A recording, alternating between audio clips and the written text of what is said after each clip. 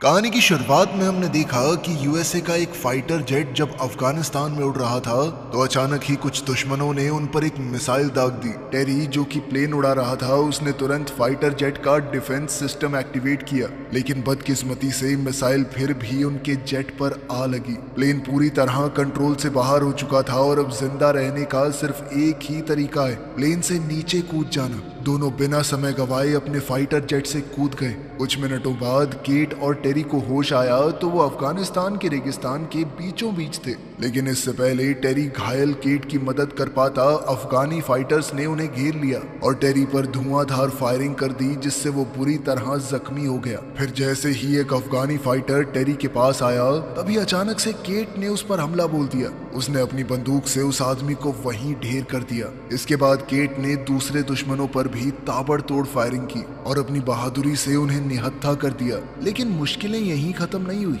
अचानक एक और अफगानी फाइटर वहां आ गया और जब केट उस पर फायर करने लगी तो उसे एहसास हुआ कि उसकी बंदूक में तो गोलियां खत्म हो चुकी हैं। मजबूरन उसने वहां से भाग निकलने का सोचा, लेकिन इससे पहले कि वो दुश्मन के हाथों मारी जाए टेरी ने हिम्मत जुटाई और उस अफगानी फाइटर को गोली से उड़ा दिया। इस बहादुरी के बाद टेरी अपनी आखिरी सांसें गिन रहा था। इस हादसे से केट पूरी तरह टूट चुकी थी। वो अपने साथी के पास गई तो टेरी ने उससे माफी मांगी क्योंकि वो उन दोनों को उस मुश्किल से बाहर नहीं निकाल पाया। ये सुनकर केट की आंखें भर आई। अब उसका सिर्फ एक मकसद था, किसी भी तरह रेस्क्यू टीम से बात करना। उधर दूसरी तरफ बाकी अफगानी फाइटर्स ने देखा कि उनका लीडर अभी भी जिंदा है। साथ ही उन्हें ये भी पता चला कि अमेरिकन फौज वहां से फरार हो गई थी। कुछ देर तक चलने के बाद केट को दूर से दुश्मन की गाड़ियों का एक पूरा काफिला नजर आया जिन्होंने पूरे इलाके को घेरा हुआ था। केट ने तुरंत फैसला किया कि यहाँ रुकना खतरनाक है, इसीलिए वो छुपने के लिए पास के एक बंकर की तरफ भागी। लेकिन बंकर तक पहुंचने से पहले ही दुश्मनों ने उसे देख लिया और उस पर धुआंधार फायरिंग शुरू कर दी। उनके लीडर ने तो केट के ऊपर एक मिसाइल फायर की, लेकिन वो किसी तरह बच निकली। फिर जैसे ही धुआं साफ हुआ तो केट ने देखा कि धमाके की वजह से बंकर का दरवाजा खुल गया था। अब केट बिना एक भी सेकंड गवाए बंकर के अंदर घुस गई। तभी एक दुश्मन उसके पीछे दरवाजे तक आ गया तो केट ने अपनी पिस्टल से उसे मार गिराया। खैर इसके बाद केट ने देखा कि वो ऐसी सीढ़ियों के सामने खड़ी थी जो शायद सैकड़ों मीटर गहरी हैं, लेकिन उसके पास कोई चारा तो था नहीं, इसीलिए उसने नीचे उतरने का फैसला किया। उसे कुछ भी समझ नहीं आ रहा था कि ये कैसी जगह है, पर फिर भी वो धीरे धीरे आगे बढ़ रही थी। तभी पीछे से उसे दुश्मनों के आने की आहट सुनाई दी तो बाहर का रास्ता ढूंढने के चक्कर में केट और अंदर चली गई। फिर जैसे ही वो बंकर के एक हिस्से में गई तो उसे बहुत गंदी स्मेल आई और थोड़ी आगे जाकर उसकी आंखों के सामने जो खौफनाक मंजर आया उसे देखकर वो बहुत बुरी तरह डर गई। असल में वहां किसी की लाश बहुत बुरी हालत में पड़ी थी। इतना ही नहीं बल्कि केट को वहां एक रहस्यमयी डिवाइस भी मिला जिसके साथ कई कागज और रिकॉर्ड्स मौजूद थे जिनमें यहाँ पर हो रहे भयानक एक्सपेरिमेंट्स के बारे में लिखा गया था। उसी पल अचानक उसे दुश्मनों के आने की आहट सुनाई दी तो केट तुरंत अपनी लाइट स्टिक को दूर फेंककर एक बड़े पिलर के पीछे छुप गई। उसी पल अफगानी फाइटर में से एक ने जनरेटर ऑन कर दिया जिसके चलते चारों तरफ रोशनी हो गई और तभी एक भयानक राज का पर्दाफाश हुआ। असल में वहां सैकड़ों कैप्सूल थे जिनमें इंसानों की लाशें बंद करके रखी गई थी। अब जैसे ही दुश्मनों का ध्यान हिला तो इस मौके का फायदा उठाते हुए केट ने अपनी फाइटिंग स्किल्स का इस्तेमाल करके अचानक उनमें से एक की बंदूक छीन ली। केट को देखते ही अफगानियों ने एक के बाद एक उस पर धुआंधार फायरिंग शुरू कर दी जिसके चक्कर में एक कैप्सूल टूट गया और उसके अंदर रखी हुई लाश जमीन पर आ गिरी। अब अपनी जान बचाने के लिए केट पास ही में मौजूद एक हैच में नीचे उतर गई। जैसे ही उनके लीडर ने देखा कि केट सुरंग में घुस गई है तो उसने अपने आदमी को उसका पीछा करने का हुक्म दिया ताकि उसे चारों तरफ से घेरा जा सके। फिर उसने चिल्लाकर दूसरे आदमी को वहीं रुकने को कहा ताकि अगर केट वापस लौट कर आए तो भी बच ना पाए। वो आदमी अपनी जगह संभालते हुए धीरे धीरे उस लाश की तरफ बढ़ रहा था जो कैप्सूल से गिरी थी। उधर केट बिना कोई आवाज किए सुरंगों के अंदर रेंगती हुई आगे बढ़ रही थी। जैसे ही उसके पास एक दुश्मन हैच की जांच करने आया तो केट बिल्कुल पत्थर की तरह जमकर खड़ी हो गई। इसी दौरान जो आदमी पहरा दे रहा था उसने सोचा कि गिरी हुई लाशों को एक पर्दे से ढक देता हूँ। उसे बिल्कुल अंदाजा नहीं था कि उनमें से एक क्रीचर अभी भी जिंदा था और संभलने से पहले ही उस क्रीचर ने उस पर हमला बोल दिया। उसी पल केट किसी तरह इमरजेंसी एग्जिट की सीढ़ियों तक पहुंच गई, लेकिन तभी अफगानों का लीडर मलिक उसके सामने आ गया। उधर दूसरे फाइटर ने अपने साथी की लाश देखी जिसे वो भयानक क्रीचर नोच नोच कर खा रहा था। अब वो डर के मारे जोर जोर से अपने सरदार को मदद के लिए बुलाने लगा। इसी मौके का फायदा उठाते हुए केट ने अपनी फ्लेयर गन से उस आदमी के सीने पर गोली चला दी। फिर तुरंत ही उसने जमीन पर गिरी दुश्मन की राइफल उठाई और एक एक करके सभी को मार डाला। इसके तुरंत बाद केट ने वहां एक ग्रेनेड फेंक दिया और सीढ़ियों पर चढ़ने लगी। फिर जैसे ही केट ऊपर तक पहुंची तो अचानक एक अफगान ने उसका पैर पकड़कर उसे खींच लिया। केट संभल भी नहीं पाई कि उतने में उस आदमी के चेहरे पर वो भयानक क्रीचर टूट पड़ा और उसे भी निगलने की कोशिश करने लगा। ये सब देखकर केट बहुत ज्यादा घबरा गई और बाहर की तरफ भागने लगी। क्रीचर ने उसे पकड़ने की कोशिश की लेकिन केट किसी तरह बंकर से बाहर निकल गई। अब इस क्रीचर को अंदर ही कैद करने के लिए केट ने बंकर के दरवाजे को जंजीरों से बंद कर दिया। पर जैसे ही वो वहां से निकलने वाली थी तो एक और दुश्मन उसके सामने आ गया। लेकिन जब उस आदमी ने देखा कि वो क्रीचर बंकर से बाहर निकलने की कोशिश कर रहा है तो वो डर के मारे वहां से भाग निकला। तब केट भी अपनी जान बचाकर फरार हो गई, लेकिन कुछ दूर जाते ही अपनी गहरी चोट की वजह से वो जमीन पर गिर पड़ी। इस दर्द को सहने और चलना जारी रखने के लिए उसने दवाई का सहारा लिया। फिर कुछ दूर जाने पर अचानक फौजियों की गाड़ी उससे जा टकराई। जैसे ही फौजियों को एहसास हुआ कि ये तो उनकी ही साथी है तो वो तुरंत उसकी मदद के लिए दौड़े। फिर अगले दिन केट को आर्मी कैंप में ले जाया गया। वहां उसकी मुलाकात यहाँ के मेजर रॉय से हुई तो केट ने उसे समझाने की कोशिश की कि उस बंकर में कुछ बहुत ही गलत हो रहा है, लेकिन रॉय ने उसकी बातों पर विश्वास नहीं किया। उसने कहा कि लड़ाई के बाद से हालात काफी बिगड़ चुके हैं, इसलिए इस वक्त उनका पूरा ध्यान मेन मिशन पर होना चाहिए। गुस्से में केट ने उस भयानक क्रीचर के बारे में विस्तार से बताया जिसे उसने भागते वक्त देखा था, लेकिन रॉय अपने फैसले से हिला नहीं। केट को जो डिवाइस लैब में मिला था रॉय ने उसे भी अपने कब्जे में ले लिया और उसे कैंप के डॉक्टर के पास भेज दिया। इसी बीच सैनिकों की एक टुकड़ी एक कैदी को लेकर वहां पहुंची तो रॉय ने कहा कि इससे पूरी जानकारी निकलवाओ। वहीं बाहर सार्जेंट टॉम केट को शांत करने के लिए आया क्योंकि वो रॉय के रवैये से काफी गुस्से में थी। खैर बाद में जब पैरामेडिक के पास केट का इलाज चल रहा था तो सार्जेंट टॉम सार्जेंट जोन्स के साथ वहां पहुंचा। उन्होंने केट से कहा कि हमें तुम्हारी बात पर पूरा भरोसा है, लेकिन बंकर में वापस जाने से पहले उन्हें ये जानना जरूरी है कि वहां हुआ क्या था।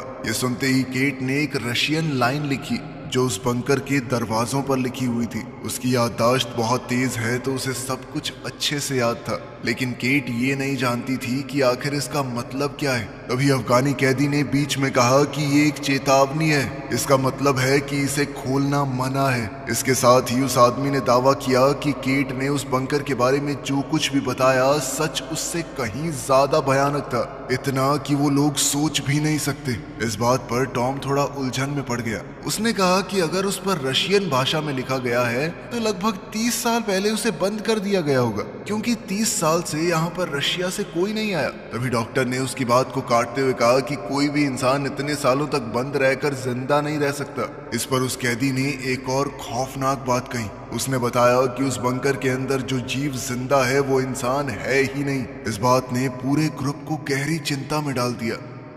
खैर फिर शाम ढलने लगी और अंधेरा होते ही सैनिकों ने फैसला किया कि वो पूरे एरिया की रखवाली बारी बारी से करेंगे, क्योंकि किसी भी पल नए दुश्मन सामने आ सकते हैं। उधर अपने कैबिन में रॉय ने कर्नल से बात की तो कर्नल ने कहा कि केट को जो भी वो डिवाइस मिला है उसे जल्दी से भेजो। असल में वो डिवाइस एक रिकॉर्डर था और रॉय ने साफ साफ शब्दों में कहा कि अगर आपको ये चाहिए तो पूरी सच्चाई बतानी होगी कि असल में हो क्या रहा है। वहीं दूसरी ओर हम देखते हैं कि बंकर के गहरे अंधेरों में उन भयानक जीवों ने एक दूसरे को आजाद कर लिया था। फिर धीरे धीरे सब एक जगह इकट्ठा हुए और बाहर निकलने का रास्ता रोकने वाली उन जंजीरों को तोड़ने की कोशिश करने लगे। वहीं रात के वक्त सेरानो नाम का एक फौजी ड्वेन की जगह लेने आया, लेकिन जैसे ही वो आगे बढ़ा तो उसे पीछे से एक अजीब सी आवाज सुनाई दी। मुड़कर देखने पर उसे पता चला कि उसका साथी वहां से गायब हो चुका है। हैरानी और उलझन में सेरानो ने बैरिकेड के पास जाकर देखा कि आखिर हुआ क्या।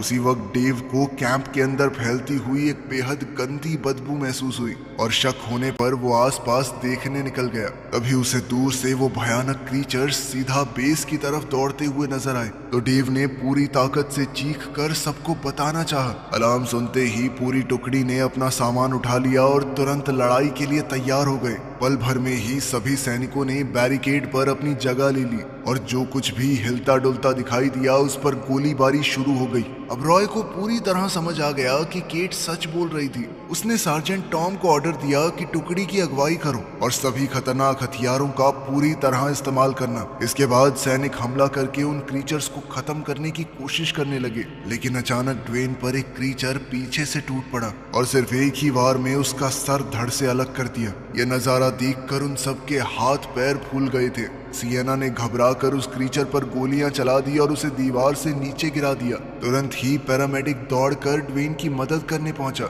लेकिन वो क्या ही कर सकता था। उसी पल उन भयानक क्रीचर्स में से एक ने अचानक उछलकर सैनिकों पर हमला करने की कोशिश की, लेकिन टॉम ने फौरन अपनी बंदूक से गोली चला दी, जिससे वो क्रीचर सीधा मेजर की हट के अंदर जा गिरा। फिर बिना एक भी पल गवाए रॉय उस पर टूट पड़ा और अपनी बंदूक से लगातार वार करने लगा। गोलियों की बौछार से उस क्रीचर के शरीर का एक हिस्सा पूरी तरह नष्ट हो गया। अब कैंप के बाहर सैनिक अलग अलग दिशाओं में फैल गए थे ताकि जितना हो सके उतने क्रीचर्स का सामना किया जा सके।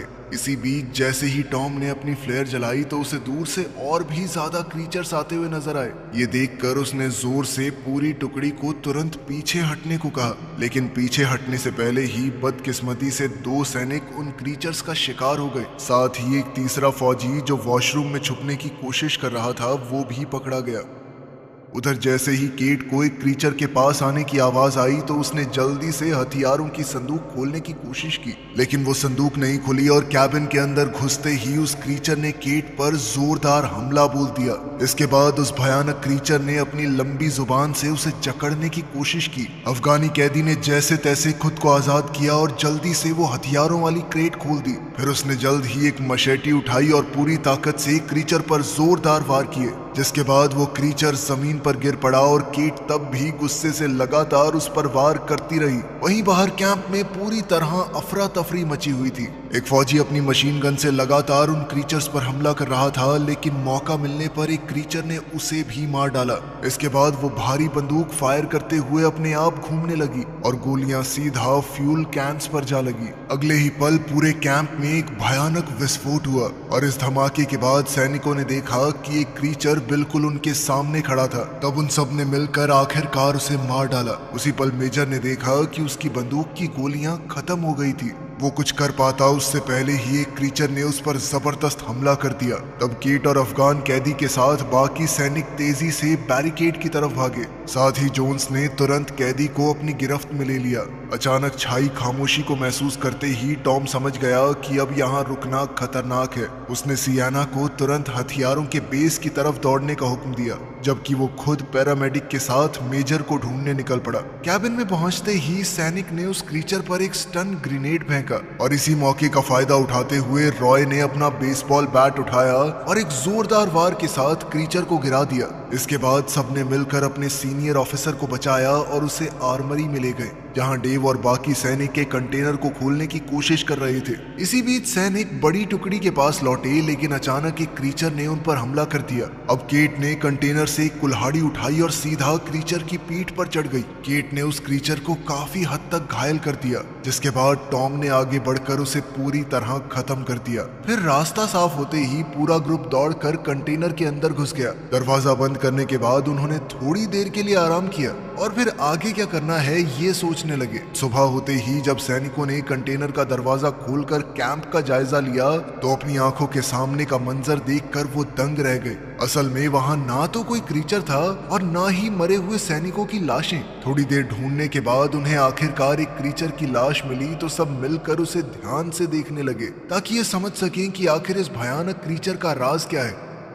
जांच के दौरान डॉक्टर विल्क्स को पता चला कि वो क्रीचर अपने दांत अंदर बाहर कर सकते हैं। उनकी चमड़ी बेहद मोटी है और हैरानी की बात तो ये थी कि उनके शरीर के कई अंग इंसानों वाले थे। सिर्फ इतना ही नहीं, उनके ग्रुप को ये भी समझ आ गया कि इन क्रीचर्स की सबसे बड़ी कमजोरी है धूप। इनका डीएनए पूरी तरह से बदल चुका है, इसलिए सूरज की रोशनी इन पर सीधा असर करती थी। इसी बीच मेजर ने बताया कि कर्नल से बातचीत के दौरान उसे एक खास जानकारी मिली थी। तब उसने केट से माफी भी मांगी क्योंकि उसने शुरुआत में उसकी बात पर भरोसा नहीं किया। फिर रॉय ने बताया कि कई साल पहले एक मीटियोर धरती पर गिरा था, इसी इलाके में आसपास। उसे देखकर रशियन साइंटिस्ट उत्सुक हो गए और वो ये जानने की कोशिश करने लगी कि आखिर ये चीज क्या है। जांच के दौरान उन्हें वहां एक बहुत बड़ी स्पेसशिप मिली जो पूरी तरह तबाह हो चुकी थी। ये देखकर वो लोग पूरी तरह से हैरान रह गए। तब उन्होंने इस स्पेसशिप में मिले क्रीचर के डीएनए का इस्तेमाल करके एक सुपर सोल्जर बनाने की कोशिश की।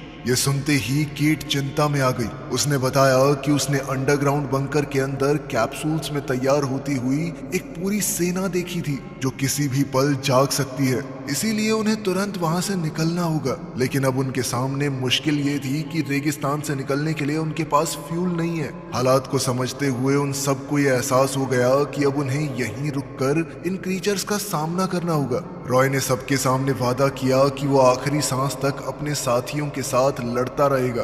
तभी अचानक टेबल पर पड़ा हुआ वो क्रीचर दोबारा से जिंदा हो गया। वो चारों तरफ मौजूद लोगों पर हमला करने लगा और अपनी लंबी जुबान से केट का सर निगलने की कोशिश की। तब खुद को बचाने के लिए केट ने जोर से अपना सर ही उस क्रीचर पर दे मारा। तब रॉय को एहसास हुआ कि ऐसे तो उसकी पूरी टुकड़ी ही खत्म हो जाएगी। तब उसने अपना ग्रेनेड निकाल लिया और बिना एक भी पल सोचे रॉय सीधा उस मॉन्स्टर पर कूद पड़ा। अगले ही पल जबरदस्त विस्फोट हुआ जिसमें उसका शरीर पूरी तरह से नष्ट हो गया। अभी टॉम घबराकर अपने दोस्त की मदद करने के लिए दौड़ा, लेकिन रॉय को बचाया नहीं जा सकता था। खैर, खुद को संभालने के बाद टॉम अब उस कैदी के पास गया और उसे आजाद करने का फैसला किया। वो चाहता था कि अब वो मिलकर काम करें, क्योंकि उस आदमी ने उनसे एक बात भी झूठ नहीं बोली। इसके बाद पूरी टुकड़ी इकट्ठी हुई और वो सब अपने हथियारों, सामान और गोली बारूद का हिसाब लगाने लगे। जल्द ही उन्हें समझ आ गया कि अगर दोबारा हमला हुआ तो उनके पास इतना गोली बारूद नहीं है कि वो उसे रोक सके। इसीलिए उन सब ने मिलकर एक फैसला लिया कि इससे पहले वो क्रीचर्स उनके ऊपर हमला करें, वो पहले ही बंकर पर हमला करके सारे क्रीचर्स को वहीं खत्म कर देंगे।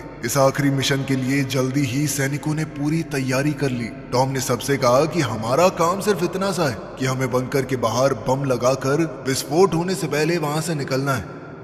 जैसे ही वो बंकर के पास पहुंचे तो टॉम, जेम्स, केट और वो कैदी कबीर, सिर्फ ये 4 लोग बंकर के अंदर घुसे। बाकी फौजी बाहर ही रुक गए। उन्होंने बिना वक्त बर्बाद किए अलग अलग जगहों पर विस्फोटक लगाकर वहां से निकलना शुरू कर दिया। लेकिन बाहर निकलते हुए टॉम की नजर जमीन पर पड़े हुए एक मेडालियन पर गई जो असल में केट का था। उसे उठाने के लिए जैसे ही वो सीढ़ियों की तरफ बढ़ा तो अचानक एक क्रीचर ने उसे पकड़कर जोर से नीचे खींच लिया। कुछ ही सेकंडों बाद केट को रेडियो पर टॉम की आवाज सुनाई दी। उसी पल उसे समझ आ गया कि क्रीचर्स ने टॉम को कैदी बना लिया है। अपने दोस्त को बचाने का पक्का इरादा करते हुए केट ने बाकी सैनिकों के साथ फिर से नीचे जाने का फैसला किया ताकि टॉम को ढूंढकर वापस लाया जा सके। अब एलिवेटर क्रेन को चलाने के लिए विल्क्स मिलिट्री व्हीकल के अंदर ही रुका रहा। हालात बहुत खराब थे, लेकिन फिर भी सभी लोग नीचे अंडरग्राउंड एरिया तक पहुंच गए। इसी दौरान मेडिक को रेडियो पर एक अलर्ट सुनाई दिया जिसमें ऑर्डर्स मिले कि अगले 20 मिनट के अंदर अंदर उन्हें पूरे इलाके को खाली करना होगा।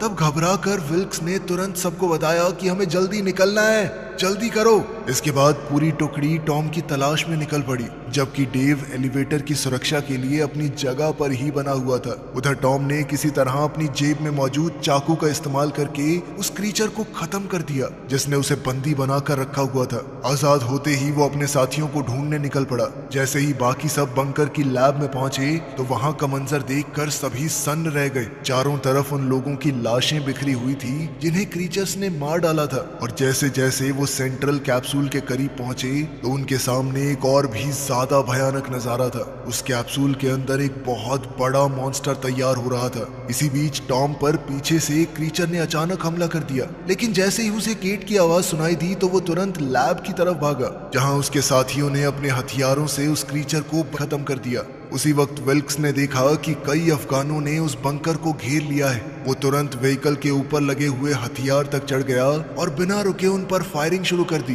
ताकि खतरे को दूर रखा जा सके।